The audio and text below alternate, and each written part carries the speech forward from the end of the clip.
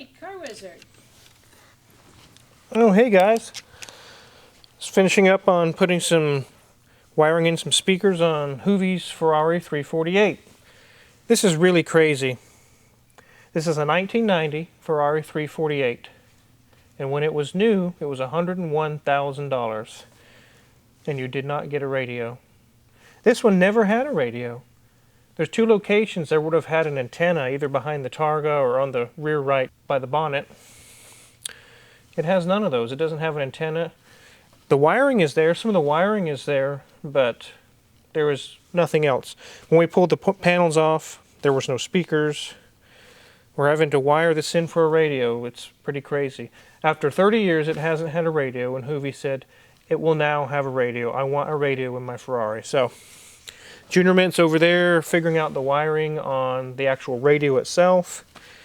And we're getting this thing finished up, and he'll have tunes before long. So the real video that we're doing today is actually about the Audi S6 again. We're going to talk about that and some important information right after this.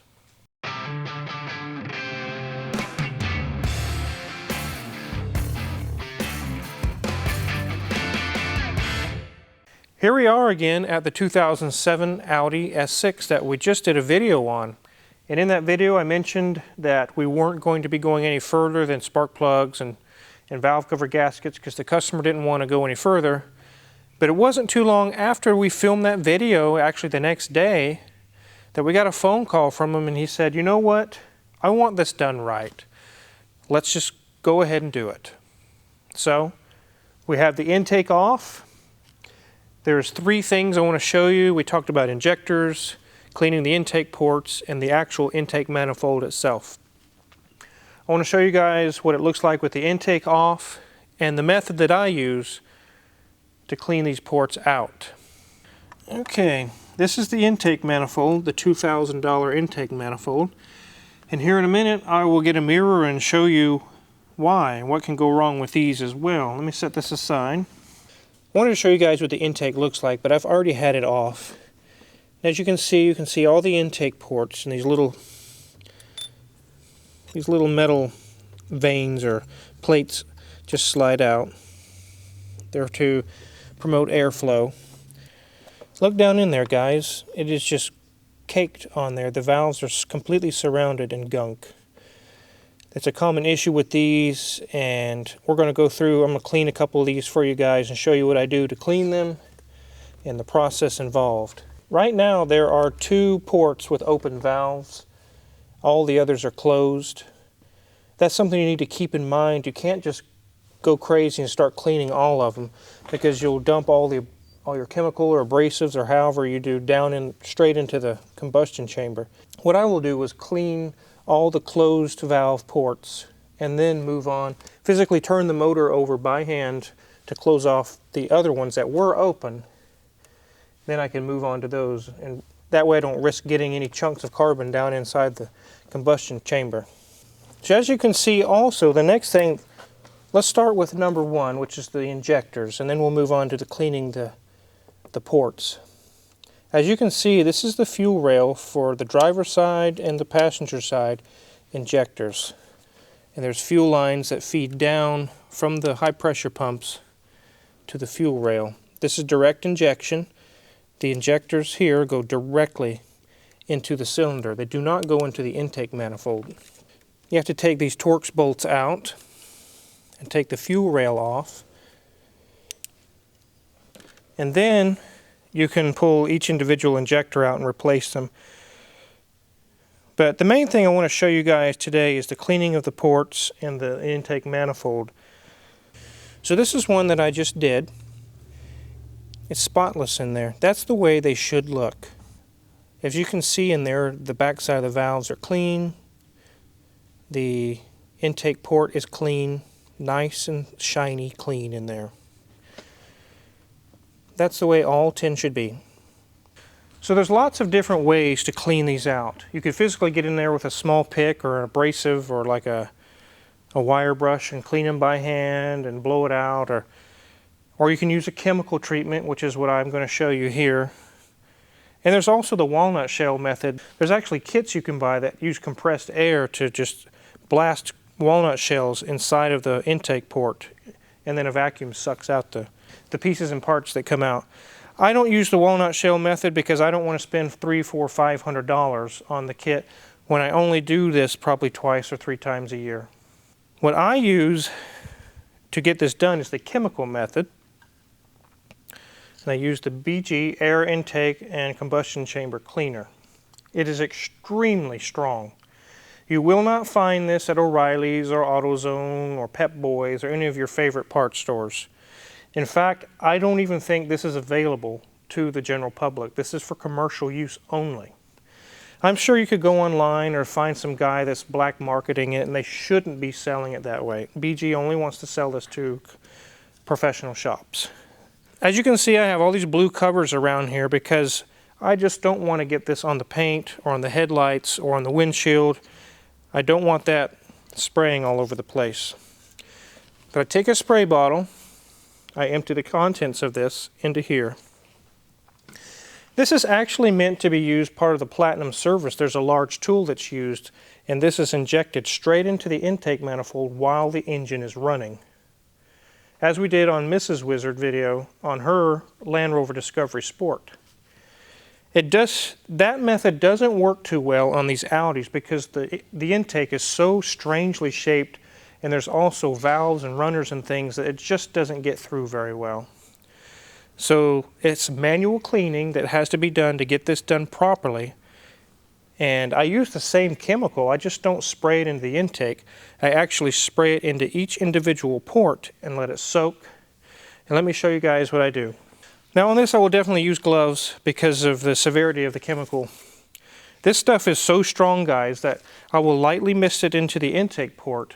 You don't want to fill it where it's full in there, but just lightly soak it, maybe a tiny bit, a pool in the bottom, and let it sit for a while. It'll take this hard carbon deposits and melts it. It turns it into like tar that just comes off really easily. So as you've seen the one port that I've already cleaned, I'm going to go ahead and spray a little into the next port beside it, and then we'll let it soak, and we'll show you the next steps that I do. Okay. As you can see, there's a little bit of a pool around the valves. You want it to soak into the hard deposits that are on the back side of the valves. You just have to trust me, it's down there. It's hard to see. Now, for those of you who are worried about that chemical getting down into the combustion chamber and say, oh, you're going to ruin your cats, or you're going to... No, that's not true. This chemical is designed, like I just said a minute ago, to be ran through the engine while it's running. It does not harm the cats. It does not do any damage to the vehicle. So if a little bit drips into on top of the piston, I don't care. It's not going to hurt anything. I have this kit here that has all these little brush tips. There's plastic, there's brass, and steel. I like to use the steel ones. And it comes with a little screwdriver handle that these snap into. And this will be on our Amazon affiliates page. I use this a lot. These brushes don't last forever. They finally get all cruddy like this one and messed up, and you just have to buy a new kit, but I use them a lot. So I take this thin steel one and I bend a curve on it so I can get around the valves and just make sure that I get all of it off of there. So I'll show you what I do here. So this has been sitting about 20 minutes, and as you can see, I'll rub it in here. And all the black stuff is just coming right off. It's literally melted it into a goo. So I get around the back side of the valves, the sides of the intake port itself, down these little tracks where those little sheet metal dividers go. It's kind of like you're the dentist. Yeah, it's kind of like dental work.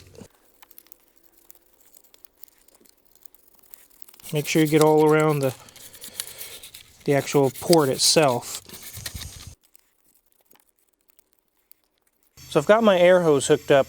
Each port you will have to do usually twice. Get the large pieces out and the large accumulations on the side. You blow it out, clean it out, and then you go in a second time to get the leftovers, whatever's left over. I'm going to go ahead and use compressed air.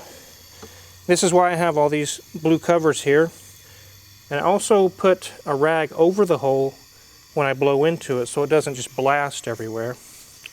Just like so.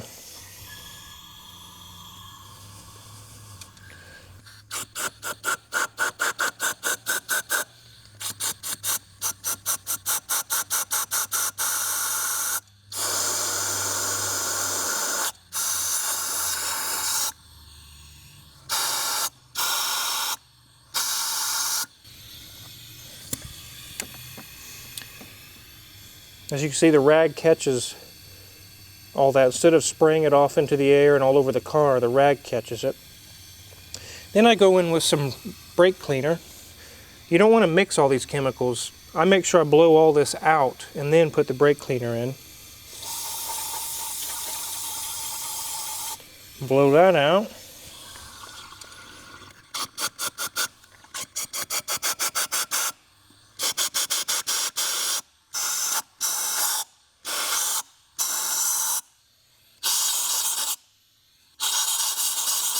I don't know if you guys can see in there, but I've got the port mostly cleaned out, and there's still a little bit on the valves. I need to go for a second time in there. So if you look at the one next to it, it's really grimy, really pretty cruddy in there. We're about halfway done with this port. We'll soak it again, clean it, scrape it again, and we'll have it cleaned out. One more time with this. So those of you thinking about putting this on electric drill and getting in there and doing it, it gets mangled up and tries to break the tip off of the brush, and there's too many weird angles you got to get on this to use power tools. I'm gonna clean this out again.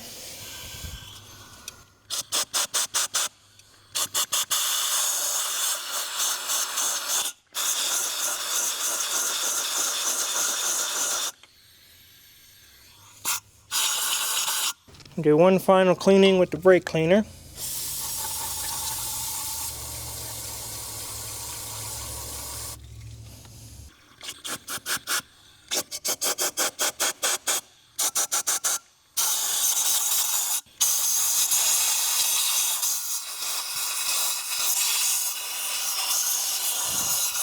Look at that, guys. Nice and clean. Same as the front one we did.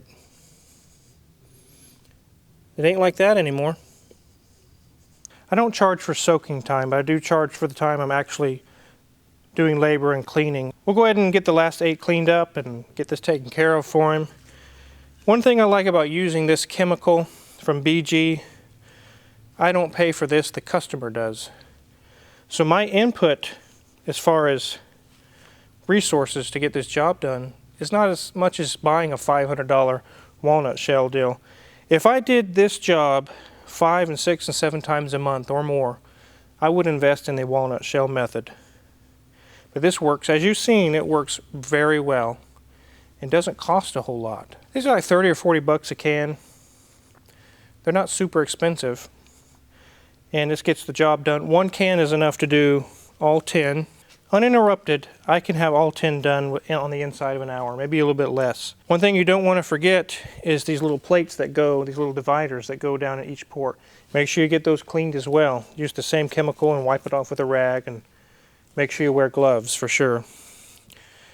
With this method, you want to make sure, like I mentioned a little bit ago, you don't want that stuff spraying all over the place and all over the cars beside you. Make sure to use a rag to contain the spray. You could even wear a face shield if that makes you feel more comfortable, but definitely wear gloves. Like I said, this chemical from BG is extremely strong. It's not something you want sprayed in your face or on the paint job. I have used different other chemicals in this job, or similar jobs like this before, and it's still a lot of hard scraping and scraping and scraping. But once I tried this BG product, you saw that it did have to use a wire brush, but I didn't have to put much effort into it. Just lightly scrub around the valve and it just melts off. Kind of like the oven cleaner for your household oven. It kind of is the same thing, I think, as far as the effectiveness. I don't know about the chemicals, but as you've seen, we get sparkly clean ports. Once we're all done, we'll put it all back together with new gaskets and everything. I want to show you guys the intake manifold. As you can see in the picture here in this manifold that's been taken apart, they come in half like this. There's plastic little flaps that are just kind of plastic welded to the aluminum inside of there, and they break, they frequently break, and they cause it to run rough, or your power band is all disrupted. And I'm gonna get a mirror and show you guys inside of this intake. All the flaps on the runners are in perfect shape. So as you look into this mirror and get a reflection of what's on the underside in there, you can see all the way down a bunch of black runners. You can see those black little flaps that run all the way down the whole length of the intake. Those are known to break and just fall off inside the manifold. As you can see on this manifold, they are all in excellent, excellent shape, which is good news for him. That saves him $2,000. I'm glad to see that for him. On the last Audi that I did this on, which was mine, I had to take this apart, and I found a way to repair all those and put them back together, and it was really tough. I don't really want to take this apart. It's tough as well. But as you can see, on this side of the intake, there's little actuators that operate all of these flaps. There's a set of them also right here that open and close. These open fully up at high RPM. Sensors here and here. This is the actuator. This actuator here does these metal flaps. Car Wizard, there's a little bit of carbon buildup in there. Did you have to worry about that? No, it doesn't get too bad inside the intake. And this actuator does the ones that we just looked at in the mirror. So I wanted to show you guys, when you have one of these cars, the S6 or the S8, and you start having misfires or reduced performance, or it's just not running as strong as it should, those are the three items to check into: the injectors, the intake ports in the head themselves, and the intake manifold. Now it could be spark plugs or coils or something like that, but that's easily addressable. It's not too big of a deal. The three things I'm talking about are the major job that we're doing here. It's not too major, but for someone who's never had this apart, it could be like, wow, this is a lot. Once we get all this taken care of, he's gonna have a nice smooth running engine. It'll take care of these valves getting coked up and not closing all the way. Hey, Car Wizard, What's have up? you looked at the statistics lately? No, I haven't today. We're filming this on Friday. This is coming out Sunday. We just hit 250,000 subscribers. Wow, that's amazing. I know, that's all you guys. Thanks, you guys. It's amazing. That is amazing. 250,000. I know, that's crazy. But thank you guys. This is really cool. This has been fun filming for you guys. So anyways, I hope if you guys have one of these, I hope this can help you out. You may be able to, on a weekend, be able to clean these out yourself and save yourself a lot of money. This isn't, like I said, this isn't cheap. What you're seeing here is not going to be done for a couple $100. It's expensive. These cars are expensive, like I mentioned in the last video. We'll have that little wire brush kit and the Amazon affiliates. I'm not sure how you go about getting the BG chemical, the product. I don't know. I'm not going to recommend it. It's not something you should really sell to a customer. It's something to use in the shop. But that's what I do to clean these up. If you're interested in what kind of tools I use, check my Amazon affiliates. If you haven't subscribed already, which a lot of you have, which brought us to 250,000, we're real happy about that. Hit the subscribe button. We got many more cool videos and informative videos to come. And thanks for watching.